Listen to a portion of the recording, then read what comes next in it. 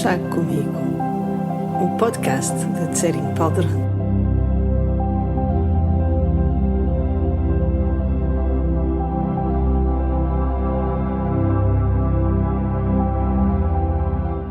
Estes episódios de podcast são chávenas de chá que eu partilho com os meus amigos, as pessoas que se conectam comigo e com a minha maneira de explicar o Dharma, com o meu entusiasmo pela vida, com os meus momentos de insustentável ternura. Então, se aqui está e se tudo isto ou alguma destas coisas o faz sentir ou a faz sentir uma ligação, seja bem-vindo ou bem-vinda a mais um chá comigo.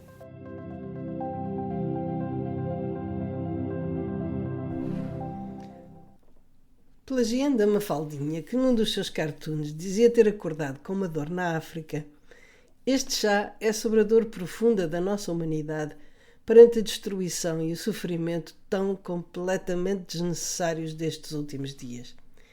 De há 2 semanas para cá, acho que não há quem não sinta o peso e a tristeza que assola o planeta.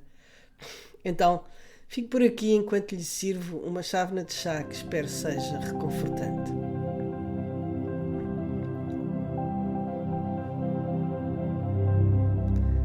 Há umas quantas chávenas atrás, houve uma que eu chamei Éramos Felizes e Não Sabíamos. Foi há 1 ano e nela eu referia-me a todas as mudanças que a pandemia trouxera à nossa vida e à necessidade de vivermos plenamente cada momento. Hoje, enquanto o Omicron ainda anda por aí a fazer das suas, uma outra realidade cheia de ameaças traz à nossa vida novas incertezas, mais dores e mais perdas. Eu normalmente não vejo notícias. Não percebo de geopolítica nem de economia, por isso não sei fazer análises inteligentes ou emitir opiniões informadas como os peritos que desfilam a toda a hora nos canais de notícias. Só sei que desde que as notícias chegaram, dando conta da invasão, uma profunda tristeza tomou conta de mim.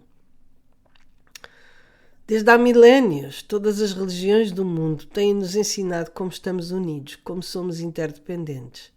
Irmãos e irmãs, como algumas dizem. Elas têm-nos continuamente informado que o mal que fazemos aos outros é a nós que fazemos. Mas teremos nós ouvido? Teremos nós sentido na pele e no coração a dor dos outros? Sim e não. Quando se trata dos nossos, sim. E talvez ainda mais do que se fosse a nossa. Todos conhecemos a dor dilacerante de ver o sofrimento das pessoas que amamos e a sensação de que preferiríamos ser nós a sofrer. O problema, porém, é que pomos a mesma intensidade em odiar e querer magoar quem achamos culpado da dor dos nossos seres amados. E isso é muito perigoso. Se não tivermos cuidado, a revolta e a sede de justiça, que poderão ser justificadas até certo ponto, tomam conta de nós e tornam-nos tão cegos e tão cruéis, ou mais, quanto os nossos adversários. E embora a solidariedade seja sempre uma coisa bonita de se ver, ela resulta muitas vezes apenas da união criada pela ideia de um inimigo comum. E a sua outra face é o ódio contra ele. Eu sei que apelar à paz, ao diálogo e ao entendimento em momentos como estes pode parecer insuficiente. Mas a verdadeira questão, porém, não é saber quem tem razão, nem mesmo, eu sei que isto é horroroso de se dizer, nem mesmo quem está a ser injustiçado, quem é o opressor e quem é a vítima, mas como evitar a escalada de violência e de destruição que não beneficia ninguém, nem a curto, nem a longo prazo. E é por isso que a diferença entre a empatia e a compaixão é tão crucial. À primeira vista, podem parecer a mesma coisa, a reação ao sofrimento alheio. Mas na prática são coisas bem diferentes com resultados potencialmente opostos. Isto porque com empatia juntamos-nos ao sofrimento dos outros, mas ficamos tão envolvidos que não conseguimos ser realmente úteis, enquanto que com compaixão distanciamos-nos da emoção para nos perguntarmos o que podemos fazer para ajudar. Vale a pena apontar pelo menos 4 diferenças fundamentais. A primeira é que a empatia é impulsiva, ao inverso da compaixão, que é intencional. A empatia é uma reação automática da mente que nos faz sentir as emoções dos outros com o mesmo grau de intensidade e, por vezes, de falta de discernimento. Quando estamos sob a influência das emoções, não conseguimos raciocinar com clareza, de forma que os sentimentos, pensamentos e decisões que tomamos são gerados principalmente de forma inconsciente. As decisões que tomamos com base na empatia não ponderam consequências e são muitas vezes completamente desproporcionadas e eficazes. A compaixão, por seu lado, ao distanciar-se da emoção pura, é muito mais reflexiva e deliberada.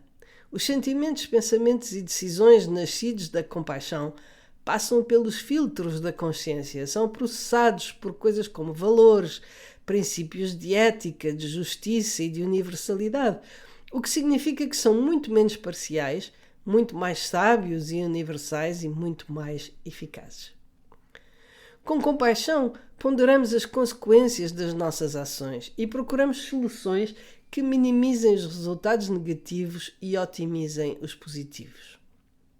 A segunda diferença é que, enquanto a empatia divide, a compaixão é unificadora. Como já disse, a empatia é a tendência para nos juntarmos ao sofrimento dos outros, principalmente daqueles que estão próximos de nós.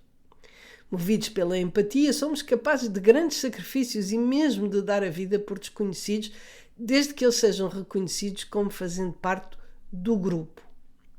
Mas quando se trata de ajudar os que estão fora do grupo, não estamos tão prontos. Estudos recentes revelaram que a empatia desencadeada pela conexão social torna mais provável a desumanização dos indivíduos pertencentes a um grupo externo. No extremo, a empatia pode alimentar a aversão àqueles que são diferentes de nós. Já a compaixão é a simpatia pelo sofrimento dos outros, independentemente da sua identidade social ou pessoal. É a perspectiva de que no sofrimento de qualquer pessoa há uma humanidade comum, o reconhecimento de que, independentemente da cultura, da raça, da orientação sexual ou da idade de alguém, somos todos iguais no nosso desejo de não sofrer e de sermos felizes. A compaixão exige que nos elevemos acima dos preconceitos e do partidarismo para vermos todas as pessoas como seres humanos com o mesmo valor. A terceira é que a empatia é paralisante enquanto a compaixão é proativa. Embora a empatia seja o ponto de partida para a compaixão, podemos ficar presos nela. Ficamos assoberbados com o sofrimento alheio e, se não fizermos nada para o remediar, a empatia pode tornar-se em ruminação, aflição e desânimo. Pessoas propensas a respostas empáticas também são mais propensas a ficar desanimadas e depressivas. Isto é particularmente crítico em situações como a atual, em que nos sentimos impotentes. A compaixão, por seu lado, é construtiva. Começa com empatia, mas depois volta-se para fora com a intenção de ajudar. Com compaixão, escolhemos conscientemente transformar a emoção em ação, tentando perceber as formas de ajuda que temos ao nosso alcance, seja ela direta ou indireta. A quarta diferença é que a empatia é esgotante, ao inverso da compaixão, que é regeneradora. Sentir o sofrimento alheio com o tempo esgota-nos. Quando a empatia é acionada diante do sofrimento dos outros, somos bombardeados por emoções e experiências negativas que, com o tempo, esgotam os nossos recursos e prejudicam o nosso bem-estar mental. É o famoso burnout que tantos profissionais de saúde, cuidadores ou voluntários, em situações de emergência, sentem quando confrontados com o sofrimento alheio por longos períodos de tempo.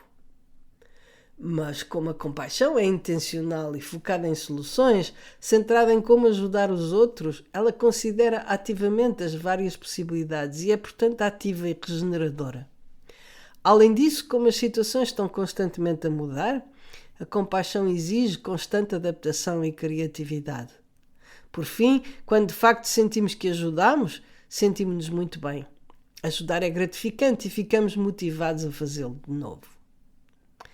Entender bem esta diferença é fundamental no momento que estamos a atravessar. O mundo ocidental uniu-se contra esta guerra absurda. De todos os lados surgem manifestações de solidariedade e de apoio. Porém, se apenas ficarmos sentados algumas horas por dia a absorver todo o sofrimento e a devastação que as imagens nos mostram, sentindo empatia pela Ucrânia e raiva pelo causador de tudo aquilo, essas emoções de desespero e profunda tristeza acabam por nos inspirar apenas medo, ansiedade e raiva, sem qualquer benefício para ninguém. Pior do que isso, uma vez que estamos todos tão intimamente ligados, a energia de confronto e de intransigência que geramos cria mais tensão no campo energético do planeta e dificulta a paz. Mesmo que não possamos fazer mais nada, podemos contribuir para a paz mantendo-nos em paz nós mesmos.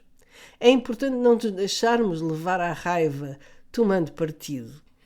O escritor russo Maximilian Voloshin escreveu: quando a guerra assola a Terra, dividindo a humanidade em duas fações irreconciliáveis, é necessário que alguém reze por todos os que estão em guerra, amigos e inimigos.